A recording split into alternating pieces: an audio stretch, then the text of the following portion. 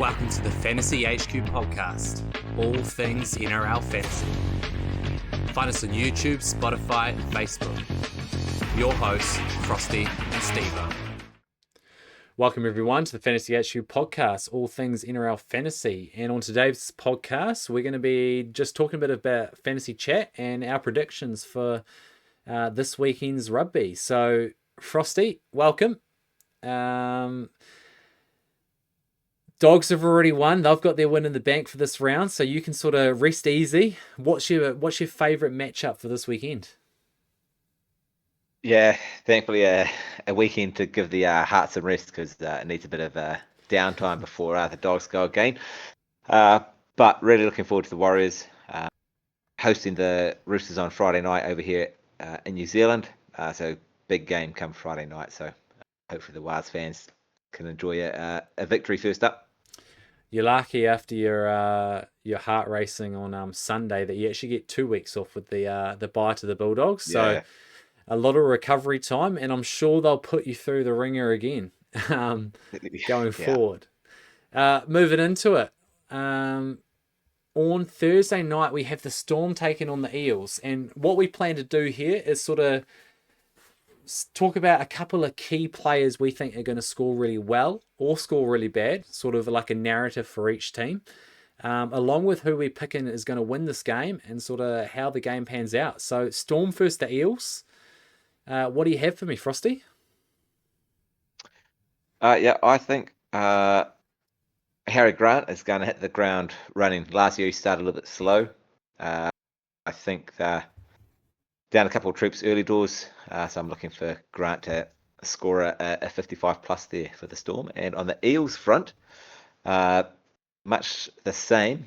Mitchell Moses missing some games in the past seasons with injuries. Looking for him to start fast out of the blocks with a 55 plus himself. So, are you picking the Storm or are you picking the Eels to win that game? I'm going to go the Storm. Storm don't usually lose round one games, so I will back Craig Bellamy to be doing the same. For me, it's definitely the Storm. I'm picking to win, and my key interest is just going to be the who plays what in terms of that edge. So Lasati, Chan, how they go. I think we're both picking Lasati in I'm picking him in my personal team at the moment, and I sort of hope he's going to be that 40-point scorer at least to make some money. So real keen interest there, along with Leo. Leo playing centre.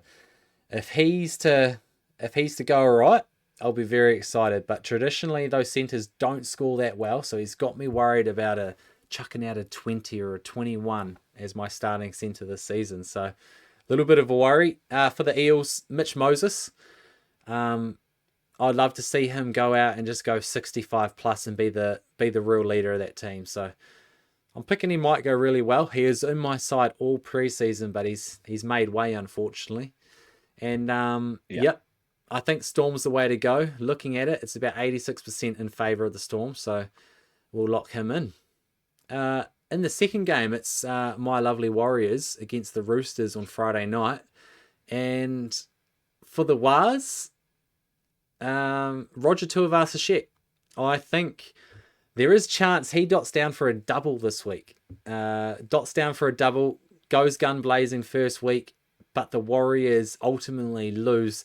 And I'm going to put it down to a bad ref call for the Roosters. So something, they'll get stitched up some way for the Roosters to win it. And DCE, I think all eyes on DCE. So I wouldn't be surprised if he sort of has a couple of try assists, a couple of line break assists. So those couple of players there. What about yourself, Frosty? Yeah, gee, I've said it all week. I hope and I pray for the Warriors fans they can get a win, but that Rooster side has horrendously stacked. Gee, it's like an all-star team. Mount Smart's a hard place to come to and win, though. Round one, can the grit of the Warriors get them there? I think Aaron Clark, fantasy-wise, will go a long way to helping their cause. I'm expecting a 58, if not a 60 plus. I think he'll go great guns and even an 80-minute performance there at lock. But I'm expecting a James Tedesco double might be the difference to get the Roosters at home by 4. So sorry, Warriors fans, not backing it. I'm wishing, but tip wise, I'll go with the All Star started team and go the Roosters just in a close one. Teddy for a double. Moving on to the Broncos versus Panthers, potentially the game of the round this weekend. I think a lot of eyes will be on this one, 10 p.m. New Zealand time, and I don't think you can look past Reece Walsh and Nathan Cleary. I think two players I'll have in my team. I know you've been sweating on the fact Walsh isn't in your team, and if he goes guns blazing, you're sort of missing out. So I'm very excited for this one, and I'm hoping it's going to be our first point of difference for the season because I'm going to go the Panthers to upset the champs Broncos. You're hoping for the first point of difference there, Steve-O, but I'm not big on the Broncos. I know they won it last year, but hot streak, an absolute, utterly madness 4 or 5 game stretch from Reece Walsh pretty much got them there. Haas's news in the preseason, their World Club Challenge didn't go as they planned. I think they might be a little slow out of the blocks like last season. So tipping wise, I'm actually going to go the Panthers as well. Fantasy wise, I think Walsh starts slow. I think Panthers will be right up for this. Walsh for a under 35, Oh, while Yao goes 80 minutes for a 65. So he'll repay the faith of those coaches that take another gun in the mid. I hate to think Walsh gets a 35 round one. What is his ownership right now? Let me just quickly check that. If Walsh was to get a 35, we would look like geniuses taking Ponga over him in our HQ team. We 42, do have Walsh partnered with him at the moment, though, I think. 40. Oh, we do too. Yes, you're right. 42.5% owned. There'll be a few disappointed coaches if he was to rock out a 35. I I'm would be grinning ear to ear. I'm predicting a 62 from Walsh, and I'll be very happy with that. About 10 points of value, hopefully. So I've put the lock on Panthers for both of us. So they are Yep. only 28% picked. So that's a bit of a brave one. Are they? Next up, we have the Sharks versus the Titans. I think the Sharks is the easy winner here, especially without Jaden Campbell. And for me, Nicholas Hines, I think he's actually going to be a 70-point scorer week one. Someone that I have wanted in my team, and I can't bring myself to get him in there with Nathan Cleary already selected. So I do think round one, he'll score 70 points against the Titans. And the Titans, I'm going Farmani to score a double, but only score 48. I don't think he'll have a huge amount extra other than a couple dot downs. Yeah. Myself, I think we started 1A weekend 2-0, 100% tipping record. We did. We may be the way the whole season, the way we're going here, because I'm also going to lock in the Sharks. Defense usually wins early doors, and I think Sharks will be better defensively than the Titans, although they did look a far better side in their trial game against the Storm, but only a trial. So until they prove it in the real world, I'll go with the Sharks. And I think Blake Brayley will cement himself as the top hooker still with a 60 point effort. And with the Titans, I think Keanu Kinney is going to start hot. And he's also going to go 60 plus there at the back, slicing and dicing for the Titans. Are you suggesting then Kinney is a better pickup than Walsh? At the moment, that's how I'm thinking. Well, Walsh maybe purely more hope for my fantasy outlook, but I certainly think there is the chance there against the Panthers that he starts slower. And like we said, no knee-jerk reaction if you do have him. You're in that 42%. If it does happen, because it's only one game, but we'll see what happens there. Moving on then to the Sea Eagles facing the Raiders on Saturday night, 9:35 p.m. New Zealand time. Sea Eagles, I think with Jamal Fogarty sort of facing his old team, I actually quite like this matchup, and it's a hard one for me to pick. I am picking Fogarty to score really well and drive that team around the field. I'll say maybe a 56, just slightly above where he's priced. And for the Raiders, Corey Horsburgh. Not much chat at all about him in the preseason, but I think he might be in for a good start to the season like he did last year. So I'll say he'll go high 50s. And for my pick, just so you're aware, I'm going to pick the Sea Eagles to upset the Raiders at home. Sea Eagles at home There, upsetting the Raiders. there we have it. Hey, you're back in Captain Tom in his first game.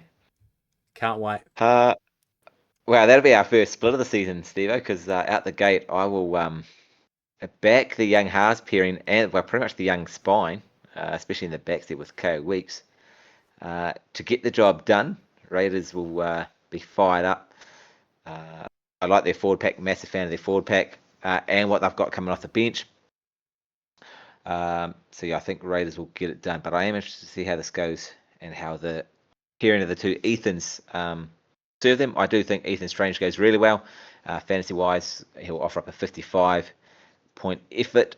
And I think Olakawatu, who we've spoken in a previous episode earlier in the week, I think he proves his worth as a back rower, and he goes at least 50 plus. So you reckon Ethan Sanders for a 55? Ethan Strange. Ethan Strange. Okay, yep. Did I say Sanders? If I said Sanders, Strange was the one. What are you picking? Because Sanders is a hot pick at the moment, 350k. What are you picking? He scores round one against the Seagulls. I do think he should be goal kicking. Raiders will score a few tries. I'm picking anyway. So say 4 goals is 8 points. Another 8 from kicking, 16. He's going to be right side half, 20 tackles, 35. I'll give him a 42 out of the blocks. 42 won't be a bad start. We'll get that price sort of rolling. So not a bad option. And we also mentioned earlier that the Dolphins versus Rabbitohs is sort of a game to watch this Sunday, 6:05 p.m. New Zealand time, as a bit of an excitement. So Dolphins taking on the Rabbitohs, both sort of really attacking, threatening teams. And for me, I can't look past Herbie Farnworth, someone that I wanted in my team all season. And if he wasn't 800k, I'd have him in there in a heartbeat. But unfortunately, that's just how good the man is at centre. And I think he'll have the attack today, on Sunday, and score a 65 to start the season. For the Rabbitohs side, Cody Walker, I'm going to leave that up to you. Hopefully you've got a bit of a prediction for us for Cody Walker, because we do have him in our Fantasy HQ team. But for me, Ewan Aiken, I'm going to say stinks up the show with a 38. So not good for anyone that does select him. So I'm a bit cold on him. He does pique my interest though, and I will be watching. And I'm going to wait until you say who you're going to pick for winning this game before I make my decision. Okay, brilliant. I think this is the hardest game to pick because they look to both be really attacking lineups. Bunnies have star power on that left-hand edge. They'll be dynamite this season, and Dolphins, much the same lineup, added Cobo, and they were the most attacking side in the comp last year. So, super difficult on the tipping front. I do think Katoa just cements him spot as a gun half, and he goes for a 58 and starts things off well. And I think Cody Walker will take 10 points off, but at his price, he'll take a 48. So I think he's a 47, 48. And some line break assists, try assists will get him there on the way to a Bunnies win. So there you go. Bunnies win. I'm sort of in that boat as well, if I'm honest with you. Picking the Bunnies. So I do like that. Nah, hold it. I'm going to be brave and go against you. I'll go the Dolphins. Dolphins at home. I like it. Let's just say they have too much attack round one. The thing that scares me the most with the Dolphins is just the attack not working round one, because there's often a lot of mistakes. It's a little bit messy. We just saw the the Dragons versus the Bulldogs, it was sort of like that.